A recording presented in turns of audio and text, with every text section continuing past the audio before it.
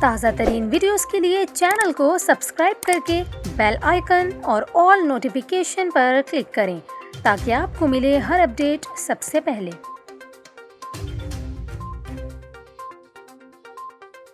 اور یہاں پر آپ کو افسوسناک خبر دیں، نوری آباد کے قریب مسافر کوچ میں آگ لگنے سے 18 مسافر جھلس کر جاں بحق اور 28 زخمی ہو گئے۔ ریسکیو ذرائع نے بتایا کہ جاں بحق ہونے والوں میں 8 بچے اور 9 خواتین شامل ہیں اور ان کا تعلق ایک ہی خاندان سے ہے۔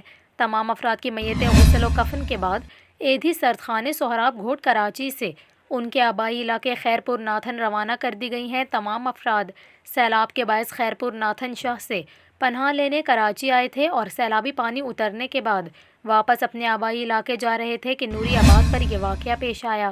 عینی شاہدین کا یہ کہنا ہے کہ کراچی سے حیدرآباد تک راستے میں کوئی ہسپتال نہ ہونے کی وجہ سے اتنی بڑی تعداد میں لوگوں کی جانیں گئی ہیں۔ ایس پی موٹر وے کے مطابق حادثے کی اطلاع ملتے ہی موٹر وے پولیس جائے حادثہ پر پہنچی۔ بس میں 55 مسافر سوار تھے۔ موٹر وے پولیس نے بروقت کارروائی کر کے بیشتر افراد کو محفوظ اتار لیا اور بس میں فرنٹ اور ایمرجنسی گیٹ سے مسافروں کو نکالا گیا۔ سیکٹر کمانڈر موٹر وے پولیس فرحان کے مطابق بس کے اے سی سرکٹ میں شارٹ سرکٹ کی وجہ سے آگ بھڑ گئی، جس نے دیکھتے ہی دیکھتے پوری گاڑی کو اپنی لپیٹ میں لے لیا اور بس مکمل طور پر جل گئی۔